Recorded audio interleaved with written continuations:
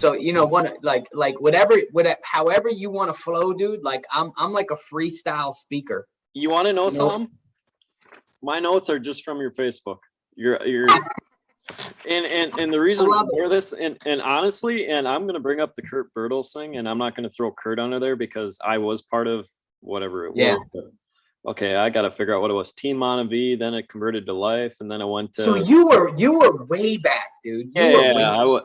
I was way back when Orrin was still running it, and I heard some things because some of my friends are still part of it, but I don't I've been out of it for 2000. Hold on here, let me think. 11 or 12. So you got out right before they started Life? No, they brought that out. So they're bringing out the Life, and then they're doing the Pro Pack or whatever the pack at the beginning. And it was because they launched it in Columbus, and I was down at that one. And then 2011, they launched it in 2011. Yeah, so it had to been like that. That year was probably the last year, I think. Yeah. Because I got involved in 2014. Okay, yeah. So I was a couple years before, and here's the thing: I will not throw any of those guys under the bus, even though and I'm that neutral one because I think it was Eric or Chris or someone said, "Hey, man, this isn't for me, but hey, keep doing whatever." I will give the most positive part about it because it's common sense to learn it. There's a lot of foundational stuff that I don't say where it came from, to be honest, but a lot of it came from there, and a lot of it came. So oh yeah, look, I had a very good experience with it. Oh yeah, I got the Freedom Pack, I got the Launching a Leadership Revolution Pack, and then if you look down below, I got the top 50 pack. I got all the audios. You want more of? I think I still have. Nobody has CD players anymore. Oh yeah, right? But I'll tell you, Life leadership completely changed my life. It made me who I am today. And the foundation that you said, it took someone who was completely broken, suicidal, you know what I mean? And it introduced me into something that I've never even knew existed. Never knew existed. And then once I got into Life, I really started falling in love with Eric Thomas and Les Brown, and TD Jakes. And then I found Christ, and then it was curtains, dude. I turned into a development leadership machine, man. And I stayed with Life, the first 2 years of Life, it rewired me, dude. I didn't know how to smile. I was so it changed the first 2 years. I just soaked in the information. Jerry Hartize was my mentor. And I spent some time with him up on his farm. And man, I tell you what, it absolutely changed my life. I'm gonna roll with it, man. And okay, let me plug this quick, and then we can roll on that right away, because Jerry was part of the Michigan crew, right? No, Jerry's Pennsylvania. He's a Pennsylvania guy. Okay, was that under the Canadian buy, or was that under the Michigan? So Chris and all them. Yeah, so I want to say Jerry works, I guess, directly with Orrin. So it would be okay. That one. Okay. Yeah. So Jerry was. I mean, he's an amazing man. I miss him a lot. You know what I mean? Him and his wife, they're in their 70s. They're an older bunch. Jerry's the first one who really took the company international. He started the Haiti and the New Zealand and Australia teams. And I I knew about that because I was under the George Gazzardo, and I don't even know if he's still alive anymore. But yes, George and Jill's still there. Yeah. So oh crap, what was it? Dan Hawkins was on a different leg, but he Eric Bloomball or whatever Broomball. Yeah. So Dan Hawkins and that whole stealth crew or whatever it was on, and I'm gonna see just left and right, just for example. I don't know how the hell it was set up, but on the left side was all that's Dan Hawkins and all those boys. We were on the right side. For some odd reason, we were growing, but we weren't growing like Dan blew it up. Yeah. I don't know how that crew happened. It just went. Well, Dan blew it up too, because there was a lady who was above him who had massive team. And when she left, they handed that team specifically to Dan. And that's what pushed Dan into life coach. Oh, okay. Yeah, I knew Eric and all them were involved, and you would see them and stuff. So like I said, like I'm the last person to throw anyone under the bus on that stuff. Yeah, it's multi-level, whatever. It is what it is. I mean, but I love it. You know, I'm still in network marketing. yeah, I absolutely, I think it's the greatest industry to take a nobody, help them become, you know, somebody, to find the gift, like you with the podcast, me with the coaching. Like yep. I would have never been able to find the coaching and the speaking and being able to speak on stages, you know, as a transformational speaker if it wasn't for life, you know, because it intrigued me. But I'm telling, if it wasn't, but what I also like is now I'm in a company where predominantly my team's predominantly women. You know, life, it was a lot of predominant men, right? Because it was a lot different, like coaching and stuff. But man, I got some women, dude, that just amazing to watch people just like us, 18 months clean, living in their mom's house, struggling to get their kids back, and then being able to really get them into a, you know, start to earn an income and develop their skills as a woman, and watch them transition and get their kids back. Like I see this it's happening all the time. So I love the industry for that. And you know, it creates an extra income, and I'm all about multiple streams of income, you know, because I still have a full-time job too that I think about walking away from every single day. Every single day. And to be honest, man, I'm not even gonna plug the intro. We're gonna let it flow because we're flowing already. But and I'm gonna say it this way. And me and you, like I said, me and you were part of it. So we saw some of the females that were behind the scenes. I will honestly, like, a hungry female entrepreneur is like insanely driven. Oh yeah. And I don't know if it's, and I'm not saying like a male is bad, or like they both have their spectrums and everything, but like you see a mom that's single that is just trying to change a life. She is like bulldozing through everything. And again, man, she's like on fire, like don't even stop me. It's just insane. And you know, we can go through a whole, I could remember on top of my head, there's one that passed away, I think at 12 or 13. that was Jackie. Jackie Lewis. Yeah, Jackie Lewis. She was super cool. Obviously we had Renee on our side of it. And guys, what we're talking about is previous company I was tied to in my past for foundational thing. It was a great educational place, and I know you're still kind of tied to it. Good company, guys. Check them out. It's just you know, like I said prior, I learned a lot of things from them. It's just I want a different direction. Me personally. Absolutely. Yeah. And I think what it does is it awakens that the greatest thing. It awakens that dream. It makes you think about, okay, I know the path that I've been on isn't working, and it kind of woke me up. When they talk about woke, it woke me up to the dream that I never knew I had, right? Because I grew up in such dysfunction. So when I started, like it was the first time I ever had a grown man actually speak life into me. Like I never had that as a child. I never had that as a teenager. I never had that as a young adult. I was almost 35 years old before the first time that somebody actually spoke life into me as if I could do something great. And I fell in love with it, man. And then, you know, my first 2 years, I read 50 books, like from a kid at 35 years old that never read a book in his life. Yeah. Like I never physically read a book. So it just transitioned my mind, and then it introduced me into, like I said, the Eric Thomas and the Les Browns and the Jim Rohns. And I just started to really go on this just personal development thing. And it really, I mean, you know, it transitioned me into where I'm at today. And I'm actually going to add in a few more authors in there, because I know right now I could wake up in my sleep and still hand write out the cash flow quadrant. Because I don't know how many times, and we're going to joke around and see the plan or whatever, but like I know on piece of paper I had to write that thing out so many times that someone be like cash flow quadrant, I could go on the wall and boom, boom, boom, boom, boom, boom, boom, like same exact thing. Just because that's just how many times we got to replicate. And to be honest, like the replication was perfect on that, because now, you know, in your head when you're working for something, it's like there's a different way. There's like, you know, in your head. That was the first time reading Rich Dad Poor Dad, reached all that stuff.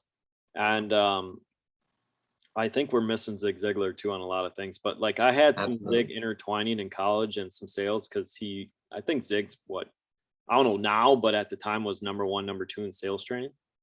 Yeah, I mean, he's been passed away for a while now, so I wouldn't. I mean, when somebody passes away, their literature becomes a lot more wanted. I tell you what, I read this book for the first time, The Greatest Salesman in the World. Yeah, I think I still own it. And like, to be honest, man, like I moved so 2012, right? We're backing on 8 years. 1, 2, I think 4 times. So like my books are in my parents' basement right now, in a box. I think I got a handful by me, which is like the ones I have right now is the Brunson, the sales funnel, whatever. Yeah, that one. Yeah. Yep, Secrets. I have that one. I could be, and then I have Mike Flott, which is a buddy that's in part of the Mike's, or he owns Mike's Inner Circle. So I have his book there, The Next Millionaire, whatever. Mike could throw me under the bus for this, but so I have that book sitting there, and then I have my other buddy Nick Window's book sitting there. And what happens is, and I'm explaining it, guys, as listeners, and what happens, we get so busy, like we're doing great things, like helping people out, doing content, podcasting, clothing, whatever we throw. And I'm gonna use me, for example, throw stuff against the wall. Okay, hey, my gut's saying me to do this, I'm gonna go do this. It's just very common sense, gut feeling stuff. But we run so fast. To sit down and go 10-15 minutes to read a book for me would be challenging, versus me like riding on the bike and have Eric Thomas playing in the background, or Andy Frisella, or Mike's Inner Circle podcasts, all that stuff. Like for me, it's way easier. Not say easier, but like efficient with podcasts. Yeah, definitely. I agree. I listen. I mean, when you're going through a whole day, I mean, there's a lot of dead noise, right? So first I had to learn how to be by myself. I had to learn to enjoy being by myself, not feeling like I always had to be involved or engaged, whether it's social media or in conversations. Like, I think David Goggins talks about, like, learn how to be by your mother effing self. You know what I mean? Like, so I had to learn, like, it's okay. I mean, since my divorce and everything, like I've been single 4 years. And it's not, at first I was kind of like going on dating apps, and I was lonely and I was feeling all this. And really it was just my emotions, and my self-confidence that was kind of took, because my ex-wife had an affair. So it kind of took something from me, right? Sorry, man, I'm laughing because me and you, I'm like sitting there, I'm like, God, it's like God just put me right there, because I'm 4 years December 1st. And I battle exactly what you're talking about. Like I'm doing it to this day. I am on Bumble. I have zero fucking patience when it comes to it. I'm just like, I don't want to talk to you, whatever. But I'm just on it because I work so damn much, because I'm like, yeah, all right, cool, whatever. But yeah, I'm just like, listen, I'm like, I'm trying not, okay, guys, I'm trying not to roll out of my chair, and he's sitting there laughing because he's watching me. Like, it's like me all over again. It's and so I went through this like, and then about, I want to say, I've been on a handful of dates. And, I was like, I'm looking for a godly woman, a woman who loves Christ. And then I found one, but then she had a lot of baggage and a lot of other issues with depression medicine and all this stuff. And then, I've been sober 20 years. So it's like, they want to go out to the bars and they want to drink. And I'm like, I don't mind doing that, but it's really not my thing.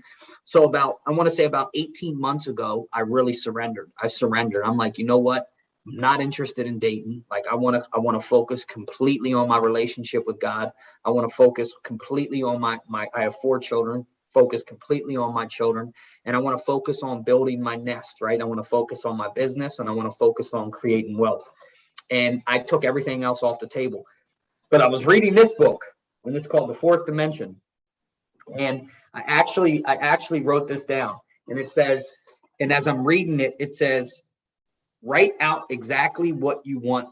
Be very detailed. And it said, even though Jesus knows the request, he delights in you being specific. I listened to Eric Thomas today, and CJ said the exact same thing. Oh my goodness. he's like, he goes, I was talking about my kid. He's like, I wrote this thing down or whatever it was. He's like, I already knew it before he came out because I told God straight, I want this. And he's like, something about his wife or whatever. It's like, I already knew. He's like, I already knew. I wrote it down. And I'm just like, yeah, guys, we call this God bombs where everyone's on the same page and the spirit's just going crazy. It's so when I did that, I'm like, this is my thought process. I'm gonna write down, right? I'm gonna, because I believe, right, as I am a man of faith. I am a Christian. I'm a Jesus follower.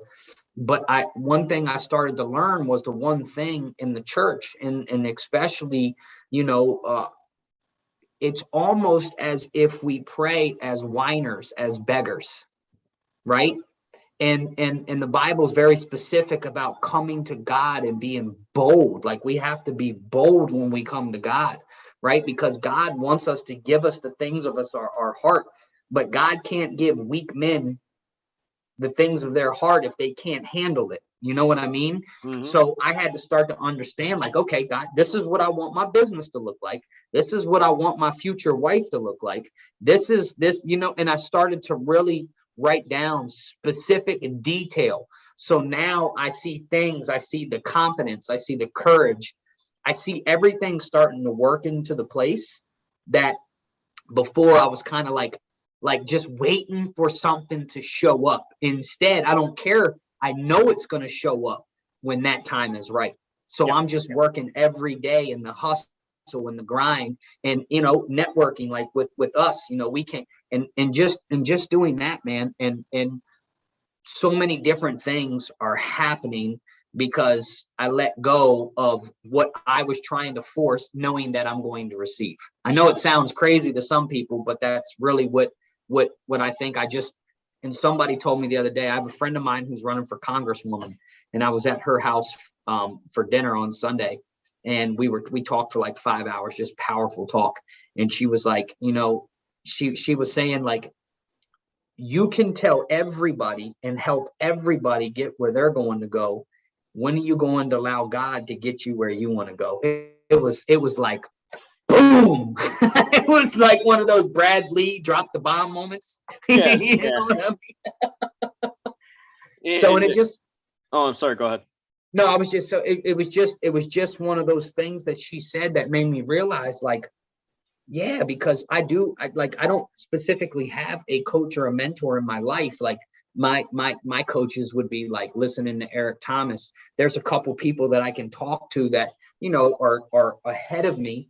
But when she said that, I was like, yeah, I mean, really, God is my mentor. Like, that's who I need to allow to pave the way, because the way's already been paved.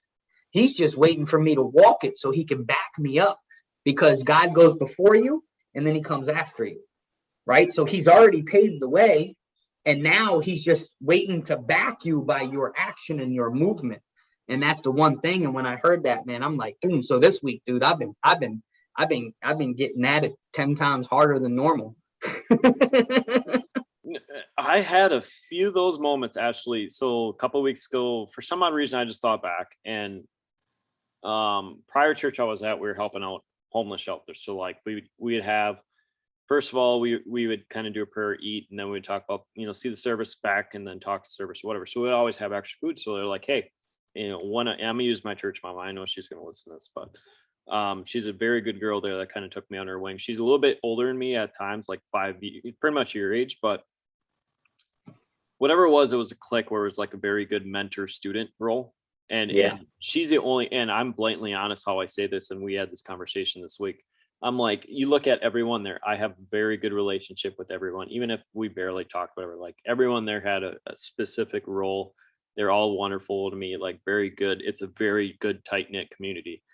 Awesome. And for some odd reason, I walked through that door and I just tracked it right to her. Just not physical, just boom. Like, you knew the spirit was like, okay, these two are going to be working with each other. And whatever it was, a couple of weeks ago, I just heard her voice in my head. It's like, dude, you're not helping the homeless. You're not helping the homeless. I'm like, and it's not her saying it. I'm just like, okay, I got to go find some homeless. It's just like you. And I asked for this like 10 years ago from someone, like, how do you know when they're talking to you? Like, how do you know? And she's like, you'll know. And now I'm just like, it's going through this, and all of a sudden, whatever it was, the next day, I went to Walmart. I prepped up 2 sandwiches. I think it was Sunday or Saturday, whatever it was. And I had 2 sandwiches in my car because I wanted to grab something and then come back where I'm at right now and do some work and prep for the week or whatever it was, because I had to launch a podcast. I just, Sunday night prep is the best way of saying it. And I'm like, I have 2 sandwiches, and all of a sudden I pull in a different driveway, and I look, and there's a homeless dude on the other one. I'm like, wait a minute here. And I go, and I'm like, okay. Like, I park in the car. I think it was Sunday, just by how it was set up. And I parked the car. I'm like, okay, yeah, I'm not going through this driveway here. I have to. This is a kind of a God thing, so I have to go say hi and not, or at least be nice and genuine. Because there's no reason why you make 2 sandwiches, for a specific reason like that. One was bologna and whatever, and the other one was PB and J. And usually I do 2 BB and J's or whatever. It was a 2 separate thing. And I'm like, I have to go that way. So like I drove that way out. I'm like, what's up, man? He's like, deaf, whatever it was, deaf, quiet, jobless. I don't know what was on the sign, if I remember right. I'm like, you want this? He's like, absolutely. Threw it out. He came up, reached, like, God bless, brother, blah, blah, whatever. Back in the day, I thought, like, we still fight. There's still telehandlers or whatever it is. Like, but like that one, you could just tell and look. And honestly, man, I think it's because helping people and being through the church network or, Kingdom Network or wherever I'm at with the, Life Fest or Life Church, which I used to be at. Now I'm at a community church. It just, the heart of helping people actually just, I don't know, and even with life, man, like they take like life, what we were talking about, life leadership, like they take a hammer, not physically, but like everyone around you is so nice, genuine, training, whatever. They want the good out of you. So like they'll take a hammer and just whack away at your old self just to kind of sculpt you back up again. And it just, I actually here in town, when I do a lap run and I go past the homeless, and it pisses me off so much when they're there. And it occurred a month, and you probably saw the rant on my social media a little bit. Because there's a day I got so pissed off training for my half, I think. Not right after the half. And I just went off for like 20 minutes. I'm like, if you guys think sitting at the park is drinking all this freaking booze is wrecking you, whatever. And it was the day where I just had to get the steam out. Because obviously getting sober, I'm going to use mine, for example. Like, I'm 2 years clean Thanksgiving. That's amazing, by the way. Thank you. And for me, going to the bars was normal. So like I would go watch a game, have spotted cow, whatever it was. So it's normal routine. Go to the boys, go hunt and have bush light. I mean, I could go and then get tied in tequila or Tito's or whatever. Like I could go through the whole list of stuff that was there. And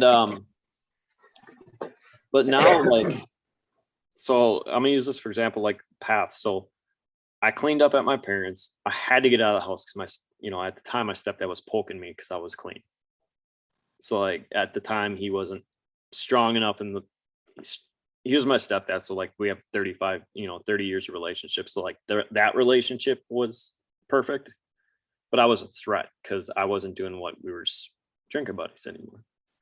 So like through the whole process, I'm like, I have to move out. I have to move out. I have to move out. And ended up being, I moved to Green Bay in July. Lockdown occurred in April. So like in Green Bay, and I'm in Oshkosh, just 45 minutes south of it. But in Green Bay, you have the Packers. So it's all entertainment. So it's like, I wanted prior to move back home, go to Green Bay to see the concerts, see the hockey, see everything, see the Packers having parties, whatever. Like it's a party town. I move up there, lockdown, nothing. And then 1 week or 2 weeks, our governor allows the state to open up just as a test. And we're not as strict as Michigan, but like we're red in Senate. So like there's some leeway now. But so the bars had a party. So I was 6 months sober, no more than that, 9 months sober. And I'm out at the bars, not drinking or nothing, but like just hearing the band, kind of relearning, because like you disappear from it and then you relearn, hey, I can go have a burger, I can go see music, whatever. So I was craving music. And then 3 weeks later, lockdown occurred again and bar shut down. And come last July or last March, prior to coming down here, which is another golly story I can go forever on. But I'm like, I told my sister straight up, I'm like, why? I'm in Green Bay. I loved Green Bay. I moved to Green Bay to go see my church family. But why is it naturally occurring, naturally laying out? I don't want to use the term easy because it's not easy, but like, why is it so naturally flowing to the town I'm living at now? Mm. And she's like, I think it's because you're the kid that went to the box, because it's a college town. She's like, if they put you in a college class, they can't tell the difference. So like, it'd be, if someone would talk to you, they wouldn't know you're 36 or 35. They would think you're 25. So she goes, I think what it was at like overall, she's like, I think he's taking you out of that town. He's putting you down where you're obviously have friends down here. She goes, he knows you know that lifestyle. And he knows that you know what it's like to be on the opposite side. So she's like, I think he's calling you down there because you're going in this number 1 or number 2 drunkest city in Wisconsin. Actually, I think we're in the United States, whatever it was. I don't know how we ranked, but Wisconsin's got like 2 or 3 in the top 5. Wow. To go, and she's like, to change the culture. And I'm like, what? And then like 2 weeks later, it was same pattern. And now I'm like, you know what? He's calling me down there. Let's go. So I picked up and left and came down here in July. And that's where that change the culture came from, man. And it wasn't so much a natural thing. It just coming through her voice, through, him, through her saying, hey, you're there to change the culture. You're there to change the culture. And it's not so much I'm forcing you to change. It's just, hey, I have an option and I have a door open to, and the church I'm at now was literally across the block from here before they combined back together. So like I would go here, work, go across the block, go to church, come back here and work. Yeah.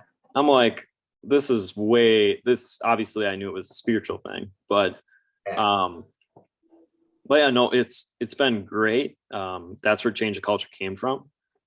And the further into the Bible you dig, especially now since I'm at this church learning Bible study, each one of those chapters was about changing the culture. Mm-hmm. And I'm like, no way. Absolutely. That's awesome, dude. It's amazing to hear little stories like that, and I do truly believe that the voice of God comes through people, even he can even use the word of a drunkard or the word of an addict or the word of anybody that really can dawn upon you, right? Because technically, like, we all have, everybody who's dealt with life or in life, which is every human being, has a particular story, right? And even those, like I was telling a gentleman one time, I was like, he was 20, I want to say 26, but it could have been 23. But anyways, he was telling me, like, he was like, I listened to you speak and I wish I had a story like yours. And I'm like, bro, like I know what you're trying to say, but I wish I had a story like yours. Like you grew up in a home with a mother and a father who taught you skills, right? Absolutely. They taught you, how to provide for yourself, how to earn. They taught you what work ethic was. They showed you intimacy. They showed you, like, they were faithful to each other. They were faithful to their kids. They were faithful in their community. They made you a faithful young man who's never steered away from your faith. And that is one of the hardest things, is growing up in this world where you stay loyal to your God, right? You never took the wrong turn. Like, that is your story. That is powerful, because it's the times that you did feel less of, but you stayed faithful. It's the times that you could have gone out with your buddies and got messed up, but you stayed faithful. I said, that's the story you need to share. You need to share about his grace, his mercy, and his faithfulness. And I think sometimes so many people, They give up on something bigger than them because they don't feel they have that powerful story. Because if you listen to the Eric Thomas, right, abandoned buildings, eating out of trash cans, right, you listen to Inky Johnson, a life-threatening injury that took his whole life and football career from him. You listen to Les Brown, born on a band, on a floor, and adopted him and his brother, labeled the dumb twin, right? If you look at the stories, I mean, Mel Robbins is amazing. Ed Milet, like, you listen to all the greats, they all have a story, and it's powerful and it's impactful, but they're all different. You know what I mean? Like, they're all different. Like Jim Rohn, when Jim Rohn talks about the Girl Scout who showed up at his door to sell Girl Scout cookies, and he had to lie to her, and he closed the door and he said, "Never again." Like, and we all have that story, and I think it's powerful when you see that story you just had and how it created something out of it. And that is the gift that God has given us. That, to me, that's when the Holy Spirit shows up. Like, I believe that God gives us each a predestined destination, right? But the Holy Spirit is what gives us our gifts. And our gifts come at the moment it's needed. So when you're sitting with the homeless man, that gift that the Spirit is giving you is a gift of giving, right? But then again, if you're with your dying cousin who has cancer, right? Your gift is to love, right? Your gift. So I believe the Holy Spirit, like, people think that we have one specific gift. I believe when we allow the Spirit to live in us and through us, different gifts come at different times, right? So it's completely, to me, it's when I show up, how can God truly use me? And what message am I supposed to receive from it? And I think that's, like, I get really excited when I talk about, because I know what happened to me in my life, the transformation in my life, right? And I see everything that, 10 years ago, I hated people. I freaking hated people. Like, even before that, like, I couldn't stand to see people happy because I was so broken. I was so down. I was so, right? And now I want to see people happy. I want to be involved in helping people turn that pain, and that tragedy into triumph and find. I always believe that everybody has the superhero, right? But it's been just covered in muck, and you gotta unrelease that inner voice and that hero inside of you. Right. So that's really what I believe, like, my gift is. My gift is to try to find that inner hero and let people and give people the permission to let it out. You know what I mean? Yeah, and I'm gonna clarify, and I know me and you can go forever on this. I'm gonna clarify on this because, to me, I think what happened in the last two, even now, people do not know the outlet. It's like, I'm gonna use this for example, like, and I'm keeping names out or whatever, but, like, there's certain things that happen behind the scenes that I'm like, like, for me, and I'm gonna use this for example, it's like, he wants you to live your life the best as you can be in the kingdom. And what happens behind me is, I'm getting people reaching out. They're like, hey, XYZ, whatever. And I'm like, whoa, okay. I'm like, well, this is the way I'm going to direct you. But I'm like, this is what I would talk to first. And I never noticed, and it's not even like a selfish thing or whatever. Like, I'm so focused on making myself better. Yeah. And not even as a leader, and I don't even want to put that label on it. It's like, okay, how do I, I know I need to, and I'm gonna use this for example, like, the Spirit says, hey, you need to be here and learn. Okay, cool. Like, come down here. I wanted to be in the sound team, which I was prior. I kept asking, and it wasn't no much that. It was the pastor's like, dude, I know you're moving down here. Just wait. Hey, I know you're moving down here. Just wait. And I moved down here. I'm like, all right, bud, I'm here. I'm ready. He's like, yeah, but. I'm like, what do you mean, yeah, but? He's like, we're going to the home campus. All of us are.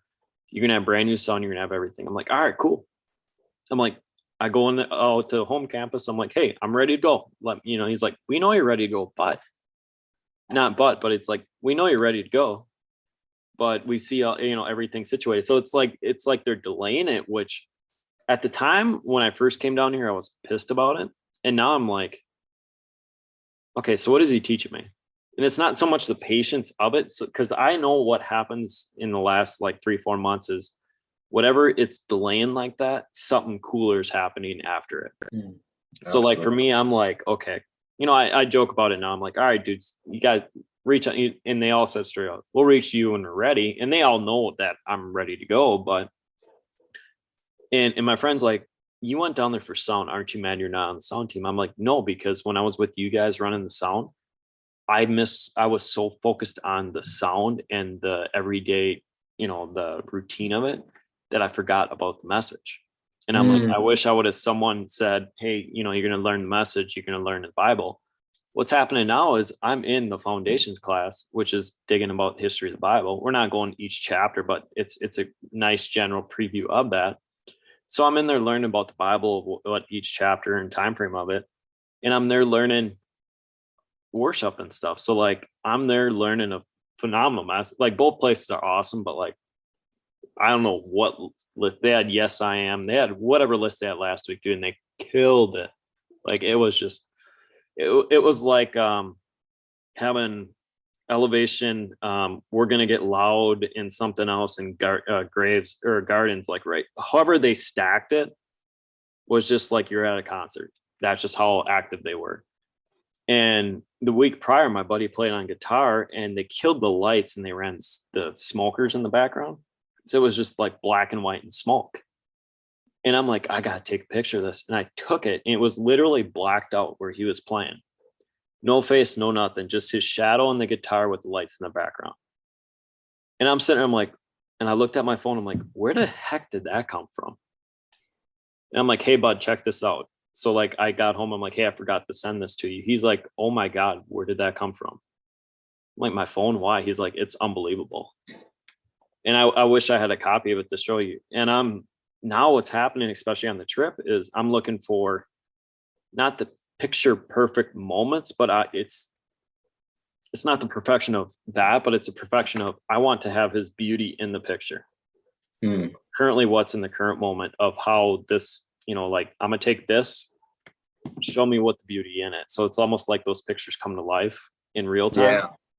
And I'm going around, goofing around, whatever. And to me, it's just naturally. So I don't know if he's calling me into photography or just a natural, like environmental picture or whatever stuff like that. But I have, I purposely made a switch to a new carrier to get the iPhone 12, 13, whatever it is, for free. And I have a stand now, tripod in my backpack here. And yeah, man.